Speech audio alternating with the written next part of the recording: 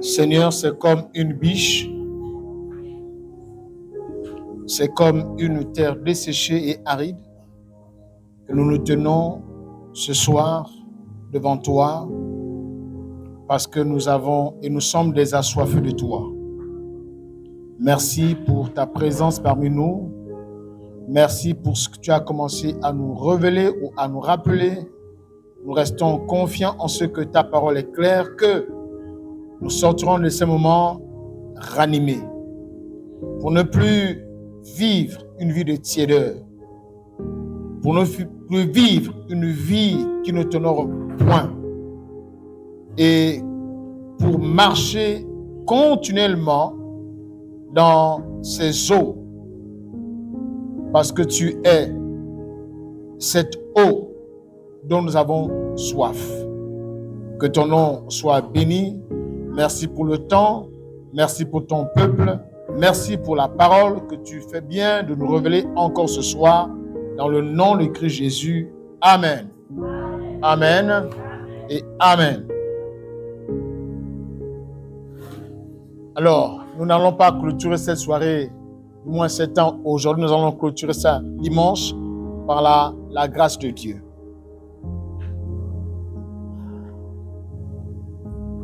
Donc, nous sommes et nous nous acheminons pas à pas ou progressivement vers la fin de ce temps d'édification. On ne peut pas parler de séminaire. On va plutôt parler de rencontres d'édification, même si un séminaire également, ou au cours d'un séminaire, nous venons pour être édifiés. Parce que dans notre cas, nous avons voulu garder cela dans notre communauté chrétienne, même si il y a une bonne partie des membres qui ne sont pas des assoiffés et qui ont décidé de rester dans la tiédeur. Parce qu'en réalité, c'est ça que ça signifie. Si l'église locale organise un programme tel que celui-ci et que je n'y prends pas garde, ça veut simplement dire que j'ai décidé de rester dans l'état où je suis. J'ai fait le choix de ne pas progresser. J'ai fait le choix de tourner en rond. Ce n'est certes pas un programme comme on le verrait partout ailleurs, où il y a des grandes affiches publicitaires. Et lorsque vous y allez, malheureusement, il n'y a rien à l'intérieur. C'est comme qui dirait, vous avez vu un bon produit alléchant dans un magasin. Lorsque vous achetez ce produit ou cette boîte de conserve et que vous allez l'ouvrir, eh bien malheureusement, il n'y a rien à l'intérieur. Je ne suis pas contre, c'est une bonne chose. Mais simplement pour dire qu'il est important que vous soyez assis dans un environnement où vous avez la révélation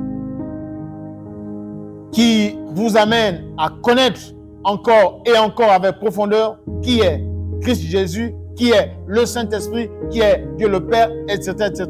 C'est ça qui fait asseoir votre vie chrétienne. On l'a dit, lorsque les fondements sont renversés, le juste, que ferait-il? C'est pourquoi je prends le temps d'expliquer, d'enseigner, de rappeler, pour que vous appreniez, non pas à dépendre du pasteur que je suis, mais à dépendre de Dieu et de vous-même.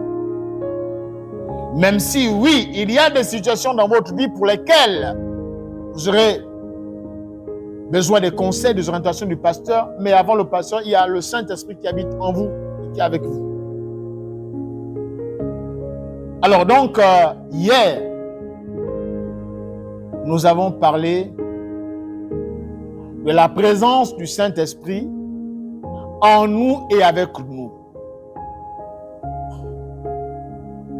Nous nous sommes appuyés sur plusieurs textes bibliques, principalement ceux de Jean chapitre 14, 16 et 17, verset 22.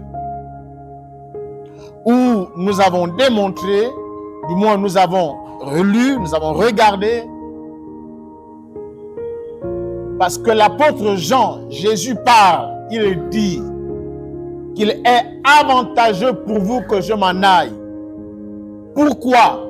Parce qu'il y a quelqu'un d'autre qu'il va envoyer, qu'il appelle le consolateur, le Parakletos. On en a parlé il y a cela quelques années en arrière. Il va le reprendre plusieurs fois pour dire que le consolateur là qui viendra, il ne sera pas avec vous seulement, il sera en vous. Deux éléments très distincts, deux éléments importants, en vous et avec vous. Ceux de l'Ancien Testament n'ont pas expérimenté quelques cas de figure. Ils ne sont pas nombreux. Ils n'ont pas expérimenté l'Esprit de Dieu en eux. Ils ont expérimenté l'Esprit de Dieu avec eux. Quand vous lisez la Bible, notamment dans le livre d'Exode, à la sortie de l'Égypte, ils ont été conduits dans le désert. L'Esprit de Dieu était avec eux. Il était avec eux, pas en eux, sous forme d'une colonne de nuée, d'une colonne de feu. Ça, c'est l'ancienne alliance. Ça, c'est le ministère passager. C'était passager. Toi et moi, nous sommes dans le glorieux, ce qui est permanent. Et c'est pourquoi Jésus dit, il sera avec vous éternellement, ce qui est éternel. Si toi et moi je crois à ça. Si tu ne crois pas à ça, je ne sais plus qu'est-ce qu'il faut te dire. Je l'ai dit, il y a des signes de la manifestation de la parole de Dieu en toi et avec toi. Il y a des signes. Le problème, c'est que nous nous sommes focalisés beaucoup plus sur les signes extérieurs, alors qu'il y a des signes intérieurs. Souvent, on n'y prête pas attention. On se dit que c'est nous. Non.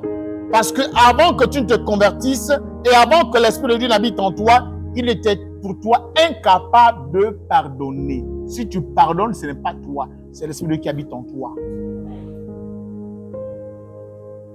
Nous nous sommes focalisés sur les signes extérieurs. Les ministères de tomber. Je ne suis pas contre. C'est une bonne chose que les gens tombent. Mais s'ils tombent pour se relever et devenir et ne pas être les mêmes, ça ne servira à rien. Est-ce que tout le monde me suit? Si aujourd'hui, j'arrive à pardonner, ce n'est pas moi. Non, c'est l'Esprit de Dieu qui me donne la capacité, la force de pardonner. S'il n'était pas en moi, je ne pourrais pas pardonner.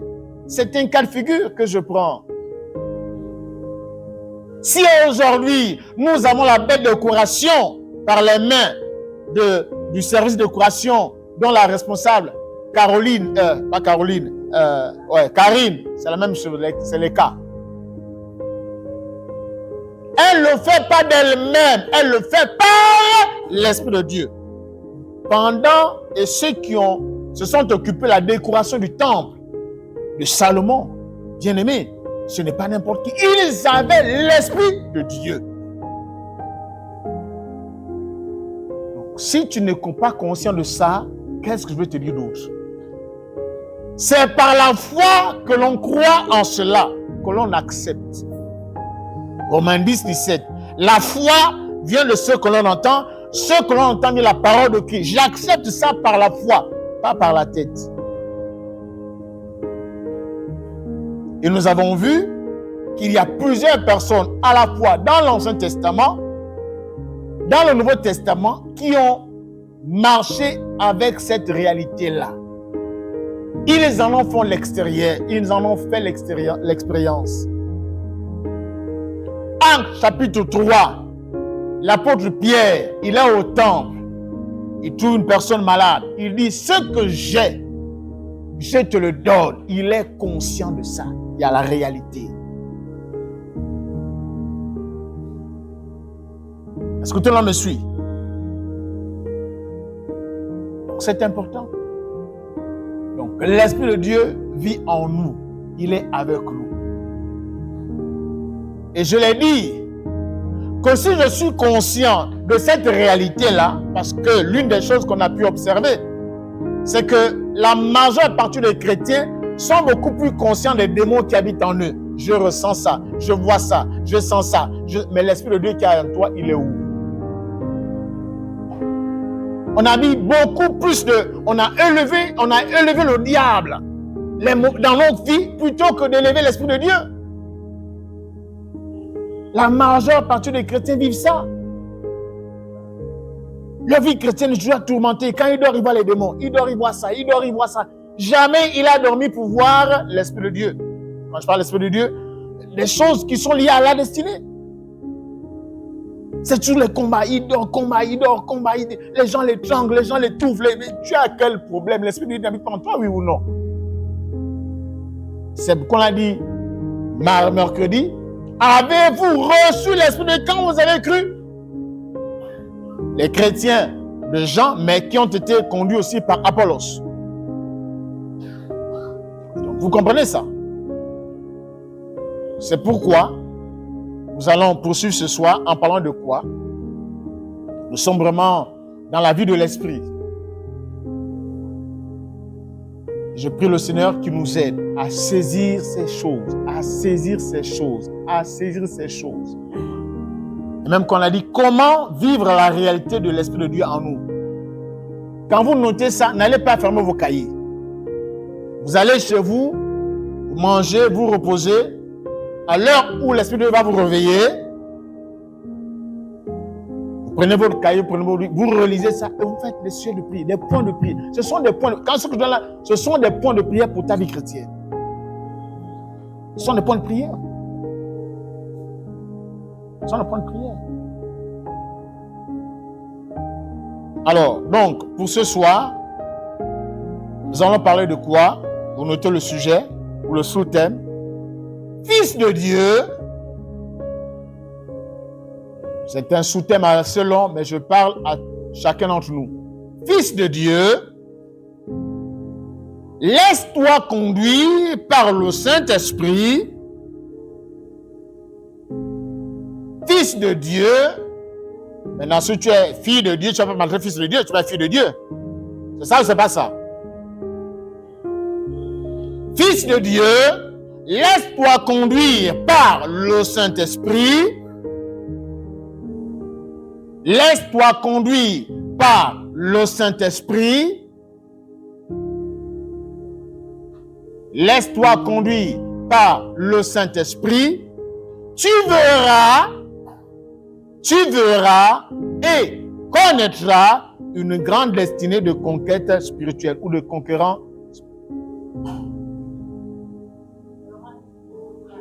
Tu verras et connaîtras. Tu verras et connaîtras une grande destinée de conquête spirituelle.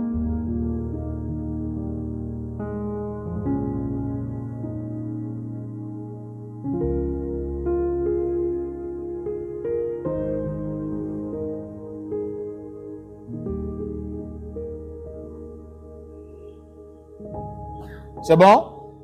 Vous l'avez noté, je reprends. Fils de Dieu, laisse-toi conduire par le Saint-Esprit, tu verras et connaîtras une grande destinée de conquête spirituelle. Alors, je pose cette... Il n'a pas pris note. Ok. Je pose une question. Dans ce sous-thème-là, qu'est-ce qui t'interpelle?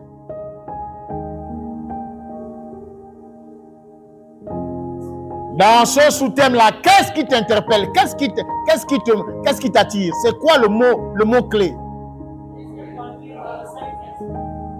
C'est quoi? C'est ça ou c'est pas ça? C'est ça ou c'est pas ça?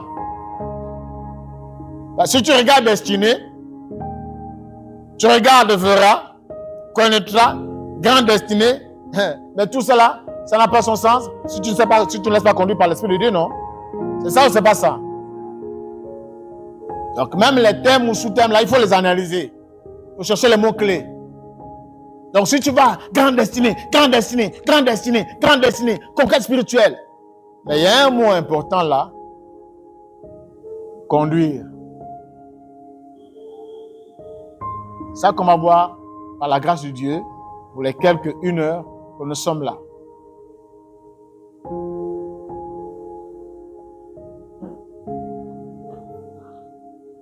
Bien-aimés dans le Seigneur, vous savez qu'il est difficile de vous laisser conduire par quelqu'un. Je prends cette image. Je suis le chauffeur. Je suis chauffeur, j'ai mon véhicule. Prenons le cas où je suis à Oyem. Je ne suis jamais arrivé sur l'axe Oyem-Médecin. Et puis, il y a un deuxième chauffeur, Mba Audrey, qui a, lui, l'habitude de faire la route Oyem-Médecin. Vous êtes sur le point de vous embarquer.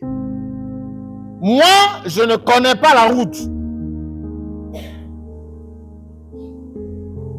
Lui, il connaît la route. Vous choisirez qui? Non, ne voyez pas André. C'est le nom que j'ai donné. Ne le voyez pas son visage.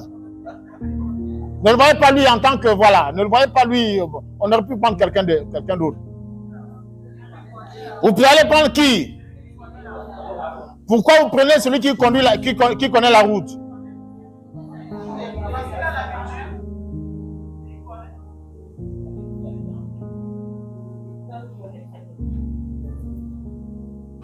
Vous comprenez ça, mais vous ne comprenez pas la vie de l'esprit. On nous a dit, on te rappelle que la vie là, ce n'est pas la vie de ton père. C'est Dieu qui est venu habiter en toi et qui a décidé de te conduire.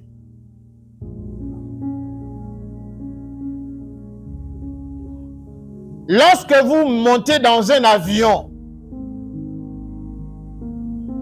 vous avez le pilote, le copilote ou les copilotes qui sont dans le cockpit. Et en arrière, vous avez les hôtesses ou encore les stewards. Lorsque vous montez dans cet avion, il y a des paroles rassurantes. Attachez vos ceintures et tout le tralala que nous connaissons pour ceux qui ont déjà pris l'avion. Le pilote vous rassure. Dans certains cas, il vous donne même la durée du vol. Les différentes escales que vous allez, différentes étapes. Et lorsque vous êtes dans l'avion, lorsque vous l'entendez parler, c'est quelqu'un qui a tellement d'assurance. Il connaît son affaire. Il connaît son affaire. Ce n'est pas un terroriste, ce n'est pas un criminel, ce n'est pas un djihadiste. Non, il connaît son affaire. Il sait que tous ceux qui sont dans son appareil doivent arriver à destination. Même lorsqu'il passe les eaux de turbulence, écoutez son langage. Pendant que vous avez peur, pendant que les catholiques, les musulmans sortent leur chapelet, d'autres font le signe de croix, et que ceux appartenant aux églises de réveil et charismatiques sont en train de penser, ah, ma femme va rester avec qui? Seigneur, lis-moi et tu restes là. Le pilote, lui, est au calme. Il connaît son affaire. Il sait où il vous conduit. Tout le monde me suit? Il en est le même pour ceux qui suivent les courses, les Formule 1. Quand vous les suivez, ils sont à plus de 200, si je m'abuse, 200, 400, je crois 200, 400 km à l'heure. Mais il est tellement assuré. Mais si tu montes dans cette voiture de Formule 1 là, tu vas sortir en vampire. Hein. J'ai déjà sorti en vampire. La preuve, c'est quand tu prends au Yem, Libreville, avec les petits chauffeurs de major ou le transporteur, tu vomis, le cœur en l'air. Mais le gars est là, même s'il pense que c'est des voitures auto-tamponneuses, hein, puisque c'est tamponne parfois eux-mêmes. Mais le Saint-Esprit est plus que le pilote. Il est plus que ce pilote-là. Il est plus que ça. Il est plus que ça. Il est plus que ça. Maintenant, toi, tu ne veux pas être conduit par lui. Tu vas faire comment? Tu vas faire comment? Bien-aimé, seul celui qui connaît le chemin peut nous conduire jusqu'à bon port. Et Jésus a dit dans Jean 14, verset 6, qu'il est quoi? Qu'il est l'eau. Est-ce qu'il a dit l'est? Il est le. Il n'y a pas deux, il n'y a pas trois. Il est le seul chemin qui nous amène jusqu'au Père. C'est ça qu'il faut comprendre. Maintenant, est-ce que tu as déjà vu un passager dans l'avion? Et puis, il regarde, ça fait 2 ans dans le... Et puis, il va voir le pilote. Monsieur le pilote, laissez-moi passer. Vous allez être... C'est trop lent. Votre avion là, il y a trop de turbulences. Tu vas trop vite. Moi, je vais prendre la place. Est-ce qu'un passager peut faire ça? Hein?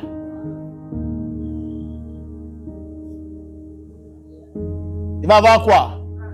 Tu vois pourquoi ta vie a tellement de crash? Il y a tellement de crash dans ta vie parce que tu veux prendre la place du Saint-Esprit. Nous rions, mais c'est la vérité. Et ceux qui vont écouter ça, quand ça va passer, ils vont peut-être réagir pour dire Amen, pasteur, le pasteur là, c'est ici, je ne sais pas là où tu es. Il y a trop de crash parce que nous prenons la parole du Saint-Esprit.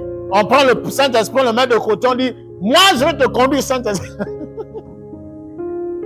Seigneur, aide-nous. Comment toi,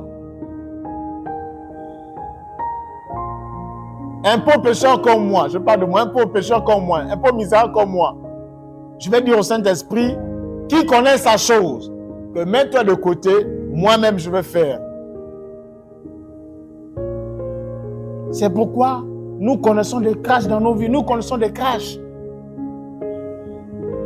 D'autres vont dans les ravins, pour ceux qui prennent, le chauffeur de major, lui, connaît l'affaire. Tu dis non, chauffeur, on est parti de Yem depuis 6 heures.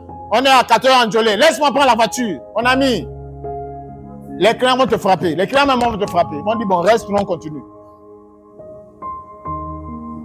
Et il y a des gens, des chrétiens qui jouent à ça. Tu n'es pas patient. Tu n'es pas persévérant. Tu n'es pas patient. Tu vas aller vite. Mais Dieu sait, l'Esprit de Dieu sait à quel moment il faut passer à telle étape, à telle étape. Il connaît. Le Saint-Esprit qui te conduit, il sait les zones dangereuses. Il connaît les mauvais tournants. Il connaît les zones où il y a les eaux. Chaque étape, il connaît. Il sait que là, on ne marque pas de stop. Quand tu marques le stop, boum.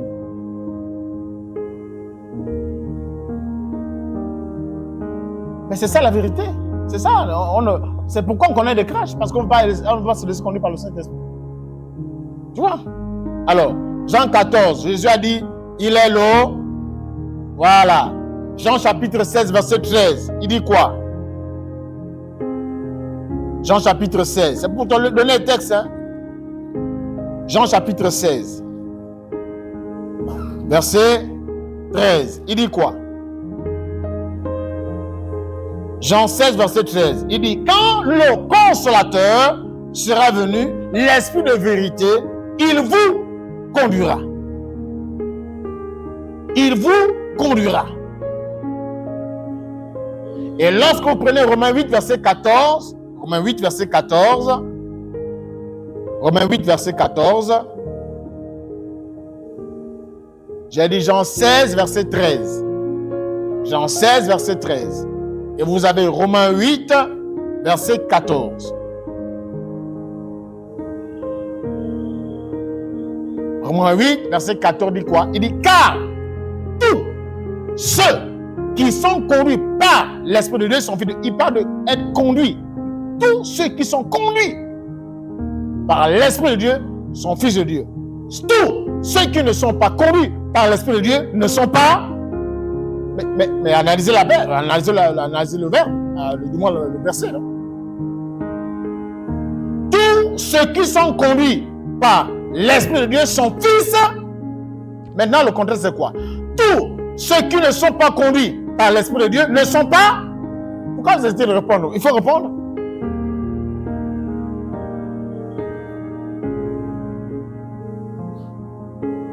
Vous voyez? Parce que si je suis conduit par l'Esprit de Dieu, je suis fils de Dieu, ça veut dire quoi? Ça veut dire que toute ma vie, dans tous les domaines de ma vie, je me laisse conduire par lui. Domaine familial,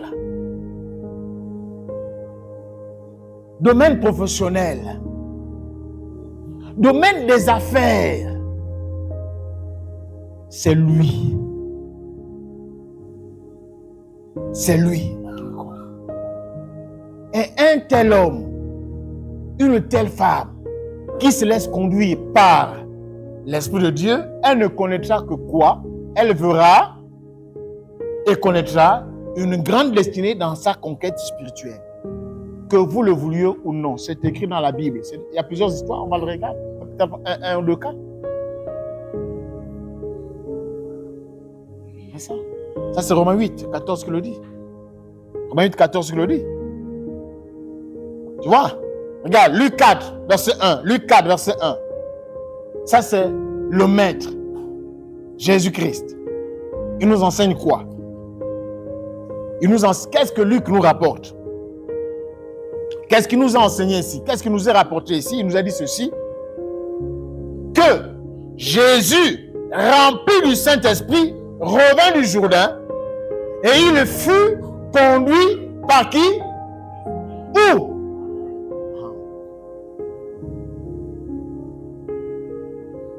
Lui, Jésus, il est fils de Dieu. C'est pourquoi, à côté de ce texte, vous mettez Romains 8, verset 14. Ensemble. On te dit que Jésus, lorsqu'il fut rempli du Saint-Esprit, parce que c'est au Jourdain, il a été rempli du Saint-Esprit, il arrive, on dit, il a été conduit par l'Esprit dans le désert, où il fut tenté de plusieurs manières. Alors qu'il était ou dans le désert, en train d'être tenté, l'Esprit de Dieu était là, oui ou non? L'Esprit de Dieu était là, oui ou non? Qu'est-ce qui lui a permis de conquérir? L'Esprit de Dieu était là. C'est pourquoi il avait le pouvoir de dominer, de résister, de ne pas céder, de ne pas succomber. Il était contre. Et quand vous prenez tout le mystère de Jésus, Jésus, c'est toujours le Père, l'Esprit. Toujours, toujours, toujours. Pourquoi? Il nous enseigne que nous ne pouvons pas mener une conquête, nous ne pouvons pas mener une vie chrétienne victorieuse, dynamique, sans le Saint-Esprit. C'est archi faux. Quelque acte que tu as accompli, ce n'est pas toi. C'est l'Esprit de Dieu qui habite en toi si tu le reconnais. Parce que si tu ne le reconnais pas, c'est ta chute qui commence. Si tu commences à dire ma propre force, c'est ma propre force, c'est moi qui ai fait, c'est sa chute. La prochaine fois que maman Karine viendra découvrir ici, vous allez regarder, est-ce que ça c'est vraiment Karine qui fait ça? Parce que vous savez que lorsqu'elle le fait bien. Pourquoi? L'Esprit de Dieu habite en elle et lui dit, voilà, lui révèle. Vous pensez que les couleurs qu'il y a là, même s'il y en a qui critiquent, vous n'avez même pas l'Esprit de Dieu. Pour analyser les couleurs. Vous pensez que les couleurs, elle les prend au pif? Qu'elle les prend, elle se lève, elle dit, on va faire ça. Non, non, non. Il y a un temps où elle médite, où elle réfléchit. C'est pas au hasard. Ce n'est pas au hasard. Si l'Esprit de Dieu n'est pas en elle, tout ce qu'elle a fait là, c'est de n'importe quoi. voyez?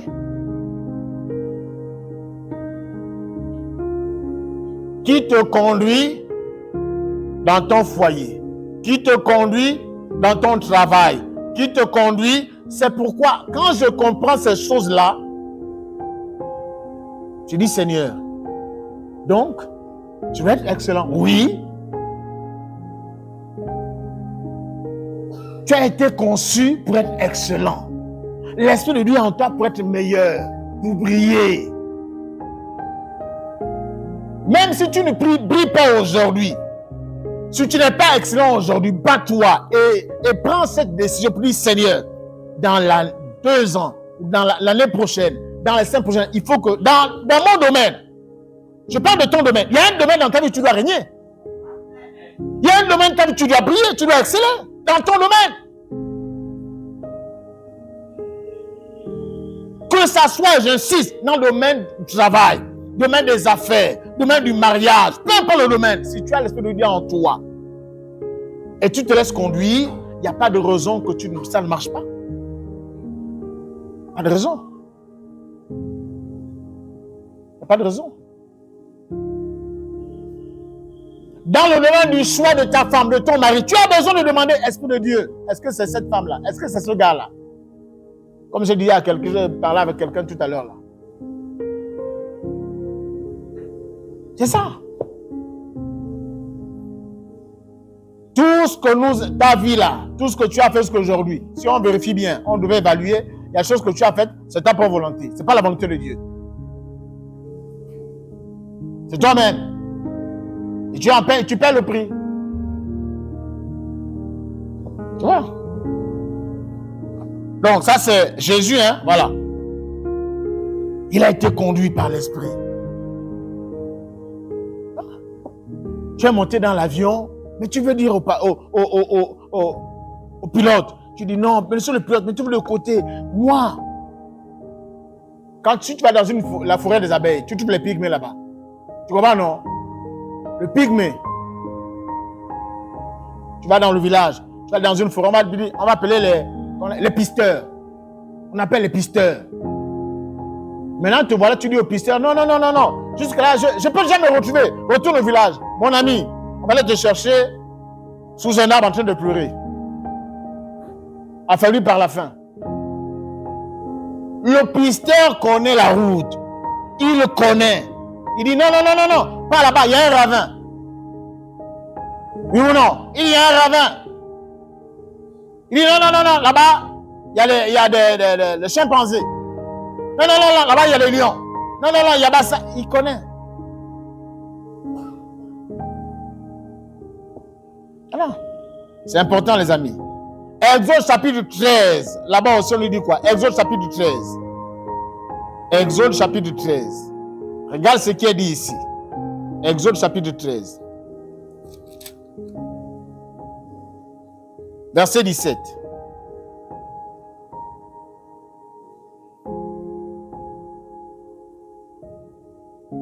Exode chapitre 13. Verset 17. Lorsque Pharaon laissa aller le peuple, Dieu ne le conduisit point par le chemin du pays des Philistins, quoique le plus proche. Dieu ne le conduisit point par le chemin du pays des Philistins, quoique le plus proche. Et vous savez que, puisque celui qui les conduisait, il savait où étaient les sources d'eau. Quand tu es connu par l'Esprit de Dieu, il le sait. Quand tu passes par là, c'est là où tu vas boire l'eau. Tout ça, il connaît. Il est la lumière. Il n'est pas les ténèbres.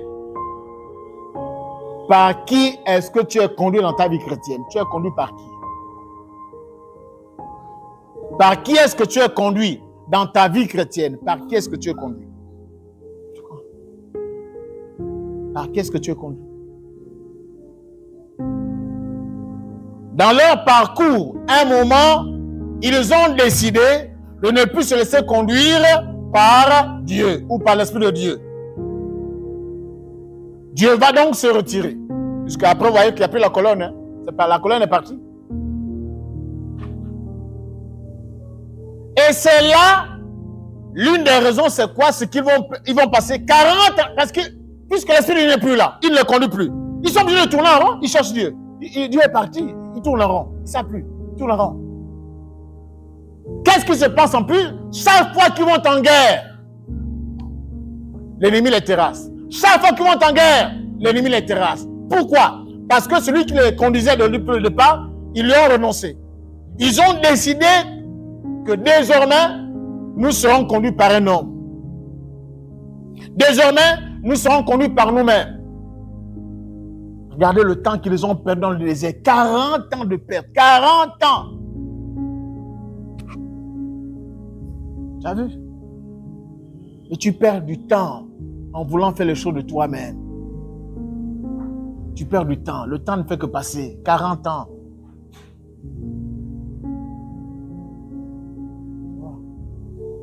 Parce qu'il y en a qui n'aiment pas le conseil. On dit même, il est notre conseiller. Oui ou non? Le Saint-Esprit est notre conseiller. Dans le conduit, il y a tout ça.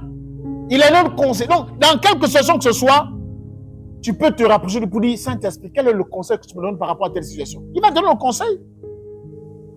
Il va te donner un verset biblique.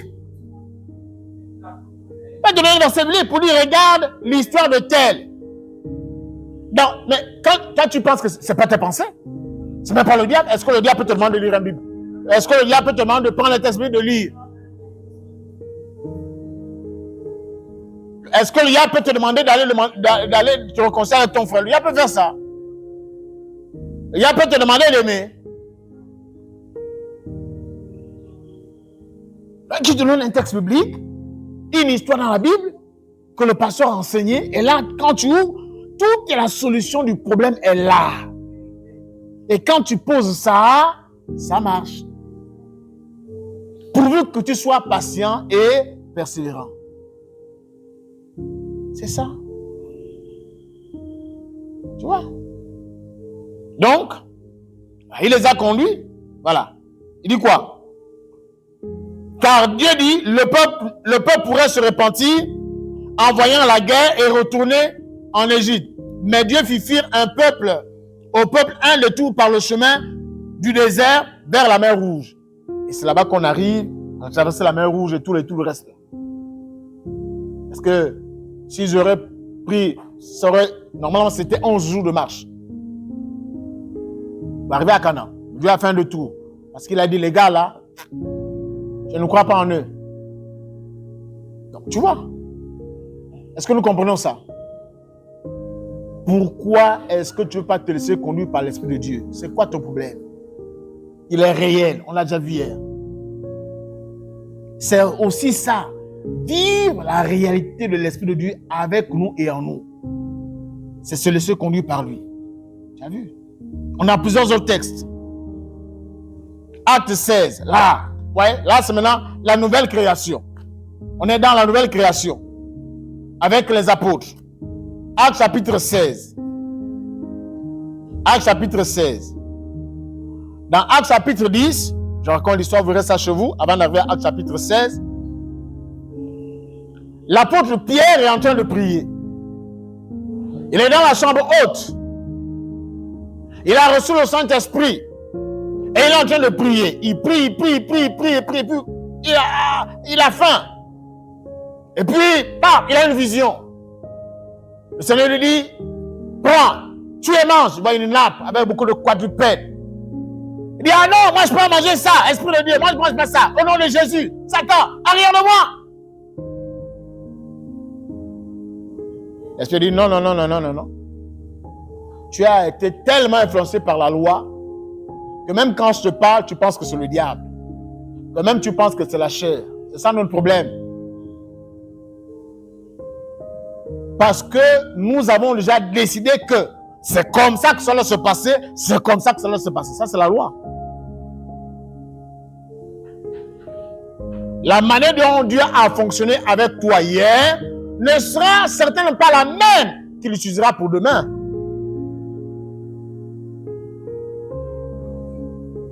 La manière dont il a utilisé, ou il t'a utilisé pour la guérison de tel, ne sera pas la même pour la guérison de tel autre. C'est pas la même chose. Et puis bon, l'Esprit de Dieu dit, non, c'est moi qui te dis. Et dans Actes chapitre 11, il sera convoqué. Parce que Actes 10, il va aller finalement chez Corneille. Il va trouver Corneille qui a déjà rassemblé, c'est un Romain. Il va rassembler ses amis et voisins, il viendra, il prêche l'évangile, il impose les mains, il reçoit le Saint-Esprit et tout le reste là. Et puis il est convoqué à Jérusalem. Il arrive à Jérusalem, on dit, oh, Pierre, nous ne sommes pas d'accord avec toi. Parce que normalement, l'affaire là, tu ne peux pas aller chez les Romains. Les Romains nous ont maltraités et tout ça là. Il dit, mais les amis, que voulez-vous que je vous dise? Parce qu'il y a Caïphe et l'autre qui avait déjà dit, il veut m'être soumis à Dieu qu'aux hommes. C'est un peu ça qu'il reprend. Il dit, écoutez, il va reprendre toute l'histoire jusqu'à ce qu'il va parler du Saint-Esprit. Il dit, moi j'étais en train de prier lorsque l'Esprit de Dieu m'a dit qu'est-ce que vous auriez fait à ma place? Qu'est-ce que vous auriez fait à ma place si je n'aurais pas obéi à Dieu? Dieu m'aurait jugé. Ce n'est pas mon affaire, c'est son affaire. S'il me dit, fais comme ça, je le fais pourvu que je sois sûr que c'est vraiment Dieu qui m'a parlé. Parce que ça, c'est un problème. Si quelqu'un vient te voir et tu te dis, Dieu m'a dit, tu n'as rien à dire, tu le laisses faire. Puisqu'il dit que c'est Dieu qui m'a dit, tu vas le contredire comment? Quelle parole est-ce que tu as pour le contredire? Il t'a dit, Dieu m'a dit. Il t'a dit, l'Esprit de Dieu m'a dit. Tu vas le contredire comment? Tu vas le contredire comment? Tu le laisses faire. Ah, comme Dieu t'a dit, ah, on va prier. Maintenant, tu comptes les mois. Tu comptes les années. Puisqu'en réalité, bon, tu ne peux pas, mais tu sais que bon, quand tu as l'esprit de discernement. Parce qu'il y a des gens qui utilisent ce moyen-là pour... tu attends. Donc, il explique à Jérusalem, devant... il est au concile de Jérusalem, il explique et tout le reste là que non, moi, Dieu m'a parlé, j'ai fait et ça a marché. Effectivement, ça a marché. On a vu les conversions. On a vu les gens baptisés du Saint-Esprit. Il a été conduit. Tout le monde le suit? Il a été conduit. Dans Actes chapitre 16 maintenant, on va voir Actes chapitre 16. Dans Actes chapitre 16 maintenant. Actes chapitre 16. Là-bas, nous avons le grand homme, Paul. Il est à Troie, c'est puis il y a une vision. On dit ceci, Actes 16, verset 6. On dit, ayant été empêché par le Saint-Esprit, Paul, je le dis comme ça, en le vent en poupe. L'Esprit de Dieu l'utilise. Il fait tellement de choses. Les miracles, les signes, tout ça, ça l'accompagne.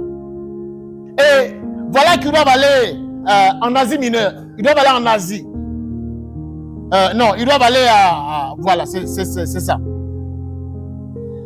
Voilà, ils devaient aller dans une province là. Et puis, ils ont été empêchés par le Saint-Esprit d'annoncer la parole, oui, dans l'Asie. Écoutez-moi bien. Vous avez une campagne d'évangélisation à organiser à Koulamoutou. Les affiches sont pleines, sont faites, toute la publicité est faite. On est passé à Gabon 1er, Gabon 24, et tout ça là. Les orateurs sont venus de partout. Et puis l'Esprit de Dieu te dit, non. Cette campagne-là, il faut l'annuler. Bon, peut-être que tu ne comprends pas ça. Tu es à un jour, une semaine de... Écoutez-moi bien, oh. Tu as une semaine de ton mariage. Tout est fait prêt. Les anneaux, les habits, tout. Les chambres d'hôtel. Les parents sont en train de venir. Et puis, à 2 jours de mariage, l'Esprit te dit, non, pas cet homme-là. Non, pas cette femme-là. Pas cette soeur-là. Tu fais quoi? Je te demande, tu fais quoi?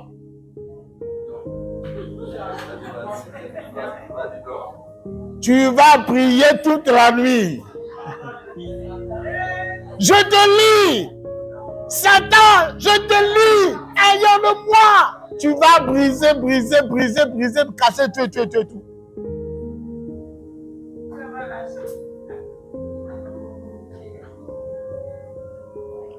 Vous comprenez, non? Tu vas prier, intercéder. Aller rencontrer le pasteur pour dire, pas pasteur, il faut prier. Là. Je crois qu'il y a les démons de ma belle famille.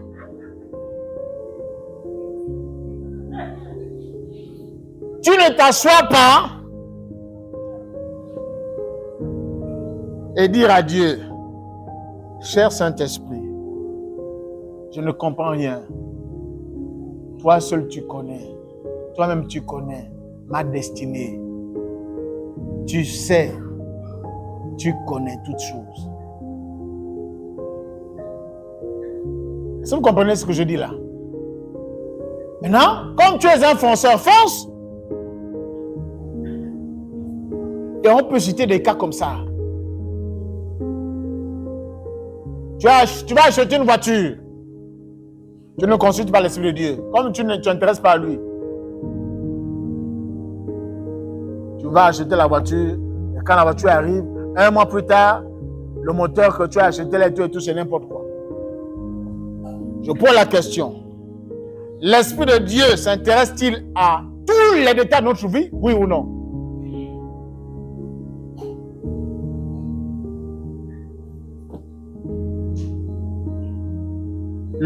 Surtout encore que vous ne méditez pas la parole. Vous ne le cherchez pas avec la parole. Vous n'avez pas, comme on l'a dit, il n'y a pas de communion.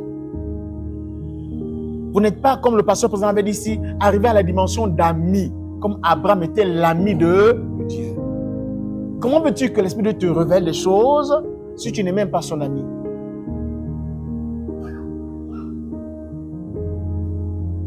Là, on est dans la vie chrétienne pratique, hein, c'est pas... Vous comprenez? Alors, donc, voilà, il a dit, il se disposait à entrer en Bithynie.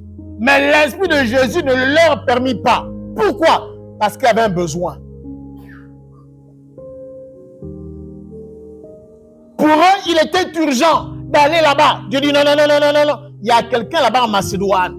Il y a des gens là-bas en Macédoine. Il faut aller plus tôt en Macédoine. Les gars ont changé de destination, de direction. Parce que ce n'est pas leur affaire. Ce n'est pas leur affaire. Surtout dans le cadre du ministère. C'est des choses qui, parfois, nous créent des problèmes. Regarde, il n'a pas fait comme ce qu'a fait Jonas, non? Tu connais Jonas, non? Hein? Jonas dit qui? Moi, Dieu, tu m'envoies chez mes ennemis. Ils m'ont maltraité. Ils m'ont fait. Dieu dit, hey, moi, Dieu, j'ai dit, va à Ninive. Tu vois? Mais il a finalement allé par la force des choses. Et même quand il arrive, il s'est mis en colère. Tu vois? Et il y a plusieurs cas comme ça dans la Bible. Les gens qui ont été conduits par l'Esprit de Dieu, on sait ce que cela a apporté. Comme dans le cas de Paul. Regardez le ministère de Paul. Regardez les victoires qu'il a remportées. Regardez, prenez Josué chapitre 7. Josué chapitre 7 ou Josué chapitre 5 jusqu'à Josué chapitre 7. Qu'est-ce que l'on découvre? Dans Josué chapitre 5, l'ange lui apparaît et lui dit ce qu'il faut faire.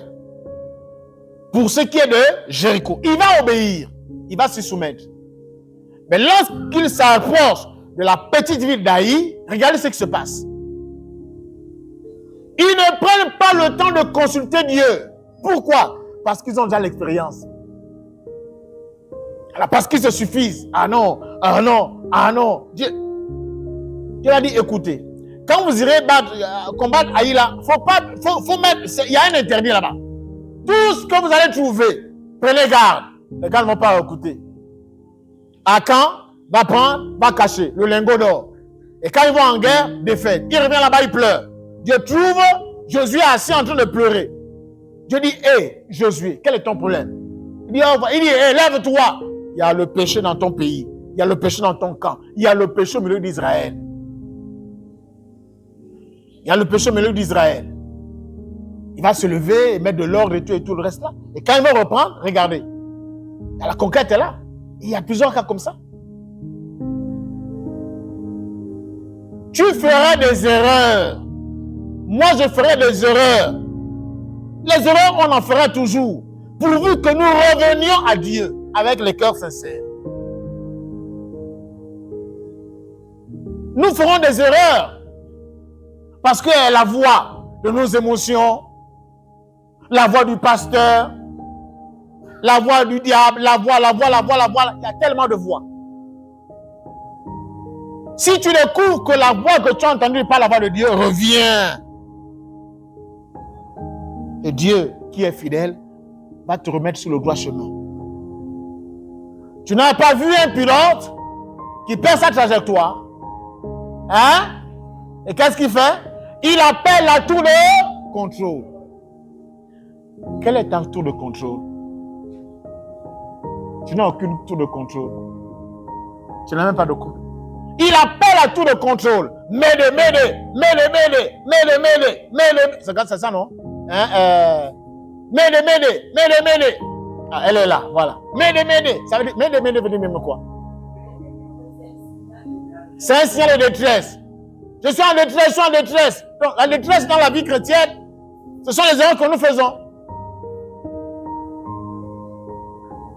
Et après, tu as perdu ton chemin. Dieu te fait la grâce de retrouver ton chemin. Je déclare que tu retrouveras ton chemin perdu. Tu vas retrouver ton chemin. Alléluia. Alléluia. Alléluia. Alléluia. Tu vas retrouver ton chemin. Si tu fais confiance au Seigneur, tu vas retrouver ton chemin. Dieu ne considère plus tes erreurs. Ce qui intéresse Dieu, c'est que tu reprennes le chemin. Ce qui intéresse Dieu, c'est que tu reprennes la conquête et que tu la poursuives. C'est ça qui intéresse Dieu. Ce sont les hommes qui te jugent. Mais Dieu ne te juge pas. Il sait que tu es son fils, tu es son enfant. Que tu feras toujours des erreurs. Et quand tu reviens à lui, Dieu est content. Tu n'as pas vu le fils prodigue? Il est revenu, oui ou non? Voilà. Donc, c'est ça qu'il faut comprendre.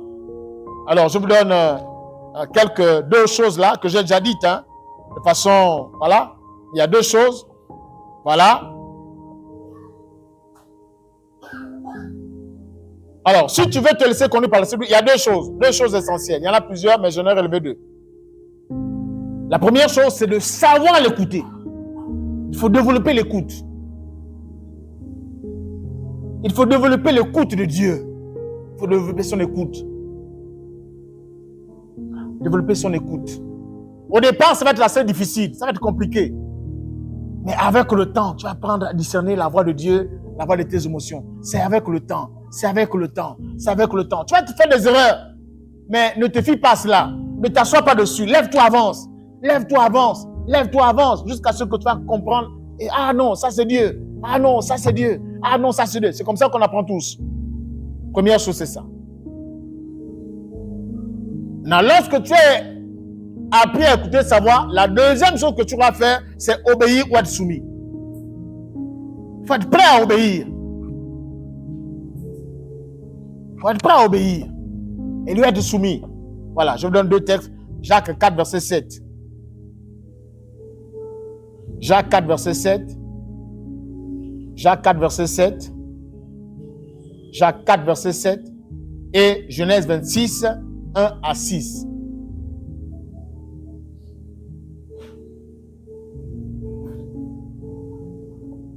Donc, ces deux éléments-là, ou trois éléments, sont importants. Jacques 4, verset 7. Si tu veux te laisser conduire par la suite, il faut que tu apprennes à l'écouter. Mais si tu veux apprendre à l'écouter, il faut aller dans sa présence. Il faut être dans sa présence. Écouter Dieu. Écouter. Tu sais, lorsque, avec insistance, la même chose vient dans ton cœur, Dieu te parle. La même chose vient avec insistance dans ton cœur, Dieu te parle. Ça n'a rien à voir avec tes émotions. Dieu te parle. Dieu te parle. Dieu te parle. Ah, tu sais quand non? Là, l'Esprit de Dieu me parle. Et là, le signe que tu ressens, c'est la paix intérieure. Parce que quand Dieu parle, il y a la paix intérieure. Mais parfois aussi, tu es troublé.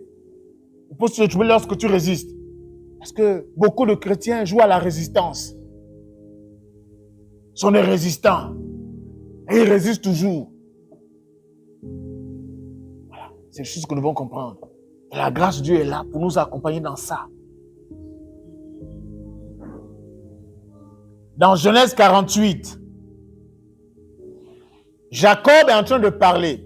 Jacob, Israël parle. Il est parti de là où son fils, là où ses enfants l'avaient laissé pour aller en Égypte. Maintenant, il monte en Égypte, où son fils Joseph est gouverneur. Il va y passer quelques années avant de mourir. Et au soir de sa mort, il va appeler Joseph, qui va se présenter à lui avec Manassé et Ephraïm. Et donc, il fait le rappel de l'histoire. Il dit ceci. Permettez-moi de lire juste le verset 15. Permettez-moi de faire juste le rappel du verset 16. Genèse 45. Voici ce que Joseph dit. Du moins, Jacob dit. Genèse 48, verset 15. Il dit ceci. Il dit, il bénit Joseph et dit, que le Dieu en présence duquel ont marché mes pères, ici Abraham et Isaac. Et il poursuit. Que le Dieu là, qui a marché avec, vous entendez? Quand il parle marcher, qui a conduit mes pères, Abraham et Isaac, le même Dieu. Il dit que le Dieu qui m'a conduit, donc il dit le Dieu qui m'a conduit depuis le jour où je suis parti. Et nous connaissons tous l'histoire de Jacob, non? Il est allé jusque chez son oncle là-bas, non? On connaît le désordre qu'il a fait là-bas, non? Il a fait beaucoup de désordre, non? Il est revenu, même qu'il est passé par Bethel, la maison de Dieu, il n'est pas resté. Il est allé en Égypte, jusqu'à Padam Aram. Ensuite, il est revenu de son oncle là-bas. Il a rencontré son frère Ésaü. Il a rencontré Dieu à Péniel, face à face. Tout cela. Il dit quand même que le Dieu qui m'a conduit, donc il réalise et il sait que c'est le Dieu de ses pères qui l'a conduit jusqu'à maintenant. Il dit, qui m'a conduit depuis que j'existe. Durant toute sa vie, il dit, j'ai été conduit par Dieu, malgré ses erreurs. Parce que Dieu a regardé au cœur. Si Dieu regarde à ton cœur, il sait que tu feras des erreurs, mais ce sont ton cœur. Si tu vois vrai, sincère, malgré tes erreurs, il va toujours te ramener sur le droit. Dieu va toujours te ramener. Dieu va toujours te ramener. Que Dieu te ramène sur le droit chemin. Que Dieu te ramène sur le droit chemin. Alléluia. Alléluia. Amen. Dieu veut nous conduire. Il connaît jusqu'à bon port. Il y a un chant que je crois, il y a un chant jusqu'à bon port.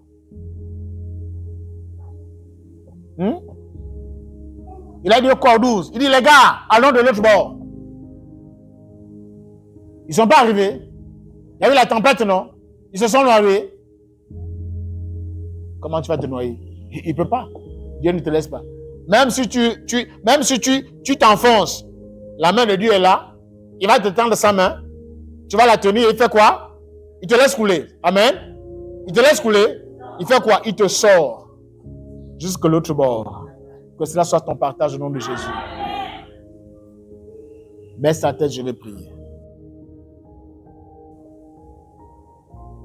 Père, merci pour le glorieux Saint-Esprit qui nous conduit pas à pas. Et que même si il venait à ce que nous commettions des erreurs, tu nous dis, si tu nous vois vrai, sincère, tu nous ramènes sur le droit chemin.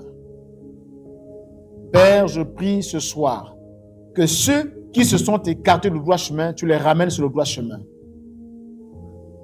Tu es plus qu'un pilote de Formule 1. Tu es plus qu'un pilote d'avion A320.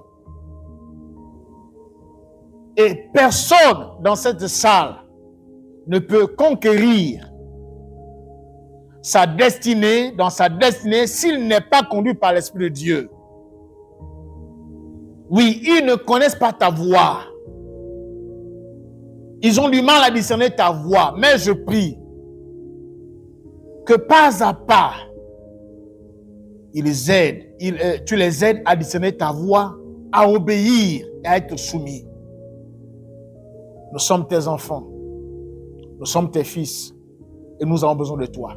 Le chemin est long. Tu connais dans ce chemin les oasis, les zones dangereuses, là où il y a des brigands. Tout cela, tu le connais. Les zones de turbulence, tu le connais. Tu les connais. C'est pourquoi nous te disons, oui, nous avons fait notre propre volonté, mais nous te disons, nous voulons maintenant que seule ta volonté se fasse. En nous conduisant pas à pas, jusqu'à ce que chacun entre dans sa destinée et possède ses territoires. Merci Seigneur pour ton peuple. Merci Seigneur pour cette semaine, pour ce dimanche. Nous allons passer à notre dimension d'impactation. Que ta grâce soit sur nous et que ton bon esprit nous conduise toujours et toujours. Au nom de Christ Jésus. Amen. Amen et Amen.